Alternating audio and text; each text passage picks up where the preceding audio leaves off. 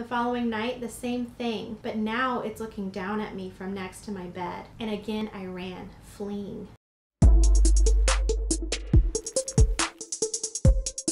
Hey guys, welcome back. If you are new here, hi, my name is Shayna, and in my little corner of the internet, we talk about spooky history of all kinds. If that sounds like something you're interested in, be sure to hit that subscribe button and notification bell because I am here for you on Wednesdays.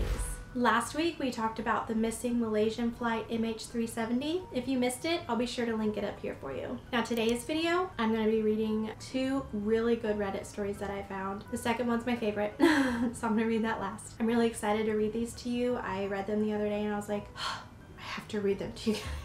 So anyways, I'm gonna quit talking and let's get into the first story. And it's called The Chicken Man and the Half Goat Dream. Now this was somewhere between 2008 and 2009 when I was 6 or 7 years old. I was living with my great-grandparents at the time where I shared a room with my mom and sister. I don't really remember a whole lot about what the nightlife was like, but I do know that it was not uncommon for crime to occur. For whatever reason, one night I woke up and took a look outside the window. This window overlooked our backyard and driveway, to which at the beginning of the driveway I saw a floating man. Not really hostile nor welcoming, just floating there and looking down. The best way I can describe what the man was wearing was to say he looked like a chicken man hybrid. His feet and hands having claw-like points to them, and his head being covered the same way onesies would. Before I could really react, I also saw a glowing blue fairy-like speck flying from the man and into the distance. As any kid would, I screamed and was absolutely mortified by what I had saw. Within seemingly seconds, the entire house was lit up and everyone was awake. I remember crying hysterically and my mom had to try and comfort me. My great-grandfather had some sort of long barrel gun and investigated outside, of course not finding anything. I really don't know what to make of this experience. Writing it out, there is no way to convey just how horrified I was in the moment or how real it was or felt. Even writing it out, it kind of brings some sense of paranoia to me out of nowhere. I will say though, my mother would also go on to tell us about other paranormal experiences felt in her childhood while living in the same house. Of course, in my sister and I's older years. Some aren't very remarkable, but one has always stuck with me. While living in the same room I saw the chicken man in, maybe 5 years before I was born, my mom dreamt of a supposed handsome man. This man shared a conversation with my mom about leaving with him or something of that nature, to which my mom says she responded saying she was an angel and that she couldn't. She remembers looking down at him and seeing him with prominent goat legs. They shared more conversation until she broke away from him and proceeded to wake up. She really thought nothing of it and went into the kitchen to meet my great-grandmother, who was making breakfast at the time. Before my mom could say anything about her dream, my great-grandmother told her that my mom's great-uncle said, "I saw the devil go into the mom's room last night," which, assuming that this is an accurate decipher, is pretty insane. I'm not particularly religious or anything, but this has always been a head-scratcher, especially in combination with what I saw in the exact same room. Something was definitely weird about living there. It wasn't a bad house, but there were always religious items around, and I recall multiple rituals being performed on me to keep spirits away. Pretty wild stuff. Ugh, yikes. Honestly, that would really scare me. Nope. That's all I have to say about that.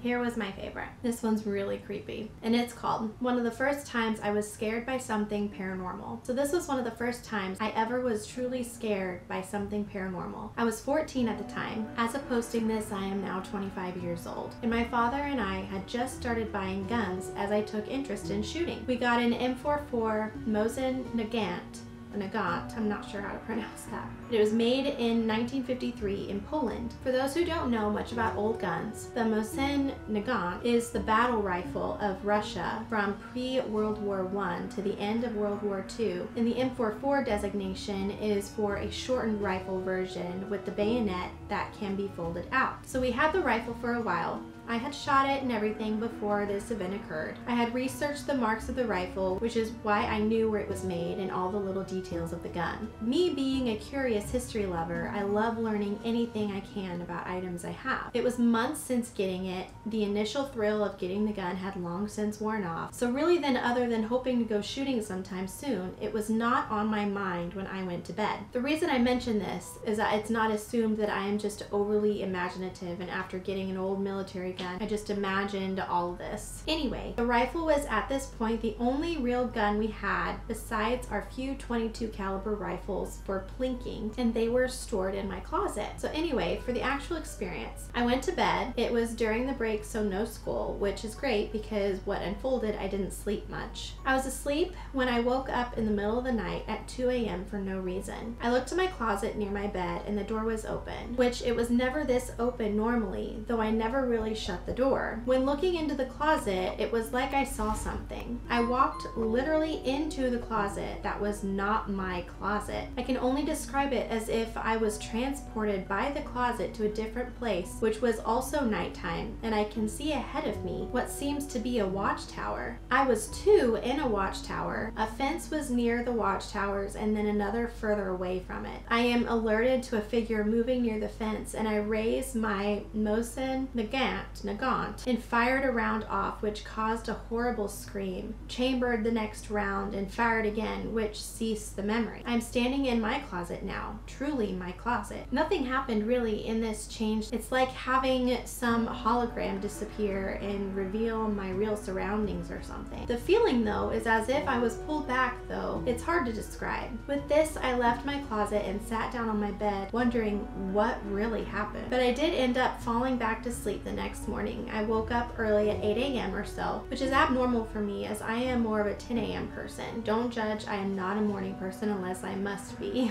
As I woke up, I looked into my closet and saw a dark figure peeking out at me from the closet. I didn't even scream. I let out a squeak of fear. I wasn't even thinking of last night. I just felt there was someone that broke into my house and was looking at me. Even though there was no real reason he would be a dark shadow instead of a detailed human being, as my room was very well lit by now. But yet, nothing was there. The next night, I woke up at 2 a.m. to find a dark shadow once more looking at me from my closet. I will overstate the obvious. It was pitch black night and I am seeing a shadow figure. Yes, this sounds absolutely absurd because black on black doesn't show itself really. I'm a longtime drama club kid and I know this, which is why this freaks me out still. Yet I saw this figure, a dark figure as clear as the one I saw before. I immediately bolted from my parents' room, screaming my lungs out as I ran. I explained in sheer panic how there was a person in my closet and that someone was in the house. But once we were back in my room, nothing. And this repeated the following night. The only difference was that the figure was outside of the closet now. In the same effect, I ran screaming. The following night, the same thing, but now it's looking down at me from next to my bed. And again, I ran, fleeing. By this point, something connected for me, and I also demanded the rifle being removed from my closet and it was placed into my parents' bedroom. With this, it ceased. All of it. Since then, I refuse to ever have a gun in my bedroom when I sleep, and it remains locked away in the gun safe we have now. Now, I am a pretty skeptical person, more so today than I was then. With that, I am very much aware of sleep paralysis and all those things, but that makes no sense here, and none of the times I was unable to move. I was able to get up and move to the closet and get up and flee screaming like a madman. An atheist, non-believing friend actually referenced some gulag pictures, which matched my dream extremely close, which freaked me out, as I had never even really heard of a gulag when I had the experience and I had never researched them before. More so as the fact that gulags I hope I'm pronouncing that right, I'm probably not. They shouldn't exist. More so the fact that gulags shouldn't explain it as they were not a Polish thing, but as a Stalinist thing, which ended with his death in 1953. Everything in my mind wants to explain this away, but yet nothing explains why this happened. I don't disbelieve in paranormal. Even as a skeptic, I do believe stuff can happen, and I can only reach the conclusion that I saw something that once happened, but to who, why, and where, I truly don't know. I put this as debunk this simply because honestly I would love to believe it was not real and have someone explain it away, because the thought that someone is attached to this gun is tragic. It would be very tragic. But that freaked me out a little bit. I was like, Yeah, I wouldn't want that gun in my house either, let alone my room.